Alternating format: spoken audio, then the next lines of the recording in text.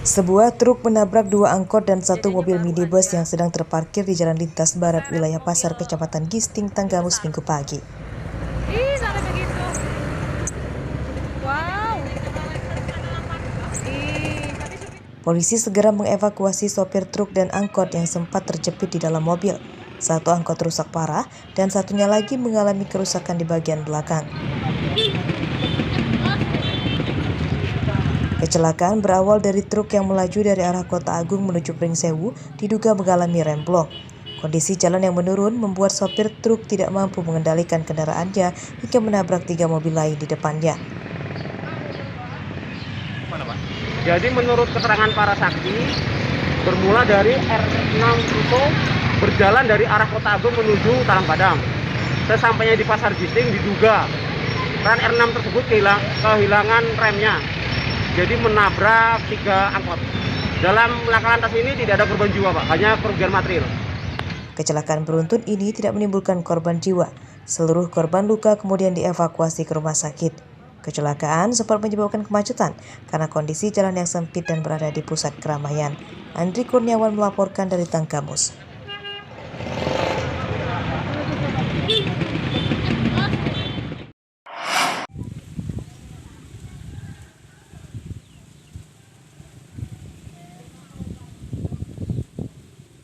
Desa Sungai Buaya, Kecamatan Rawajitu Utara, Mesuji sudah 5 hari terendam banjir. Hingga Minggu siang, banjir masih menggenang dan ketinggian air masih sekitar 30 cm.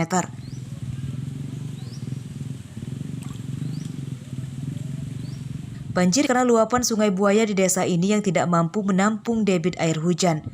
Selain merendam permukiman, banjir juga merendam sawah. Sebagian semayan bibit padi yang akan ditanam di sawah juga rusak akibat terendam banjir. Banjir ini 5 hari. 5 hari. Terus dampaknya dari Bapak atau petani ini apa, Pak? Dampaknya saya bikin uritan gagal terus karena tenggelam terus. Airnya nggak bisa dikuras.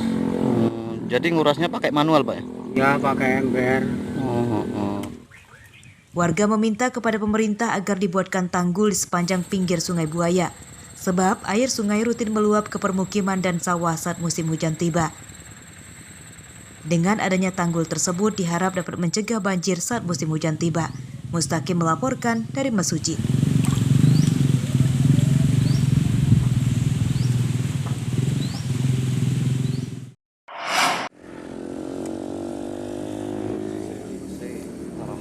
Sebuah rumah warga yang berada di bantaran sungai Wai Tenumbang, Desa Sukarame, Kecamatan Pesisir Selatan, Pesisir Barat, nyaris ambrol karena kerap abrasi sungai akibat luapan air saat banjir.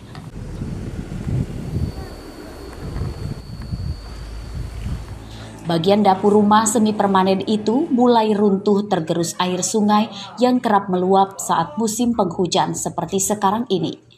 Jika tidak segera diperbaiki, kondisinya akan semakin parah dan bisa saja menimbulkan korban.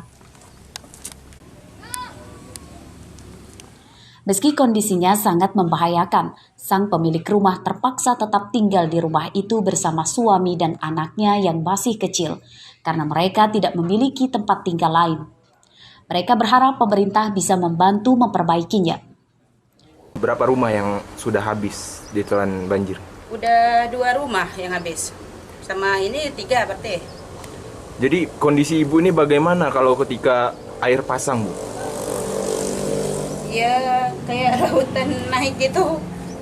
Ibu khawatir nggak sih, Bu? Ya khawatir sih, Mas. Jadi harapannya, Bu, kepada pemerintah ini apa, Bu? Ya diperbaiki supaya lebih layak, supaya ini. Selain rumah mereka yang nyaris ambrol, sejak beberapa tahun lalu sudah ada 2 rumah warga lain yang hanyut akibat tergerus air sungai. Pihak aparatur desa berharap pemerintah memperbaiki bantaran sungai dengan memasang tanggul penahan air. Rumah yang tenggelam akibat banjir bandang di Sukarame ini sudah ada 2 rumah yang terhanyut kegerus air, dan juga yang sangat mengkhawatirkan saat ini ya ada 1 rumah yang sudah kekikis, Pak.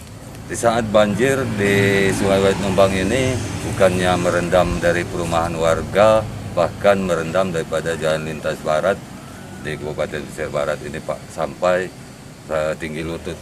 Harapan Warga maupun aparatur desa mengaku sudah sering meminta pemerintah daerah untuk memasang tanggul, namun hingga kini belum pernah terrealisasi.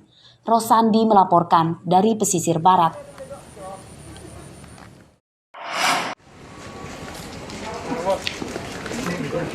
Buron selama 5 bulan 3 pembunuh terhadap Renaldi berusia 27 tahun warga Kelurahan Kota Karang, Teluk Betung Timur, Bandar Lampung ditangkap polisi Sabtu siang.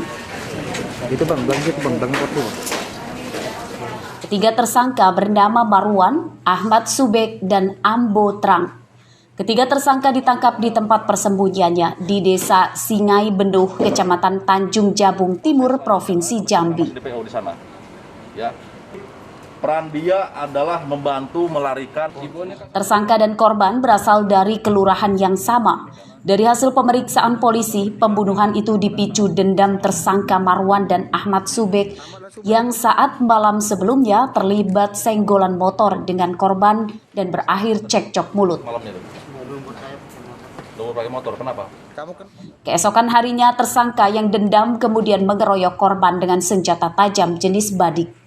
Usai membunuh korban, tersangka Marwan dan Ahmad Subek kemudian dibawa kabur oleh tersangka Ambo Trang ke Provinsi Jambi. Proses selanjutnya, karena sampai sekarang masih DPO di sana.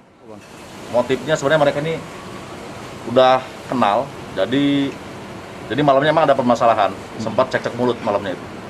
Ya, kita juga masih dalami, apakah ini murni 170 ayat 2 dan 338, ataukah mungkin 340 nanti dalam pengembangan penyidikannya. Untuk perannya sendiri Bang, untuk yang menusuk pertama kali itu siapa? Ini Marwan Bang. Marwan. Untuk senjatanya sendiri Bang dibawa apa memang ketemu di lokasi Bang? Senjatanya dibawa oleh Marwan. Kamu kenal memang dengan korbannya? Sempat ada selisih? Senjata itu kamu bawa dari rumah apa gimana? Saya disuruh ngambil senjata ini mau diperbaiki. Berapa tusukan kamu? 5 kali. Sisanya? Usai kejadian kamu kabur kemana? Ke Sungai Benduh. Kabur ke sana kerja nelayan? Iya. Pembunuhan yang terekam kamera pengawas CCTV itu terjadi pada 29 Juni 2021 di tengah permukiman padat di Jalan Teluk Teratai, Kelurahan Kota Karang, Bandar Lampung. Korban dikejar dan dikeroyok oleh para tersangka dengan senjata tajam. Penganiayaan terhadap korban berakhir setelah ada beberapa warga yang melerai. Meski sempat dievakuasi ke rumah sakit, korban akhirnya meninggal dunia sekitar 4 jam kemudian dari kejadian. Robi Lasti melaporkan dari Bandar Lampung.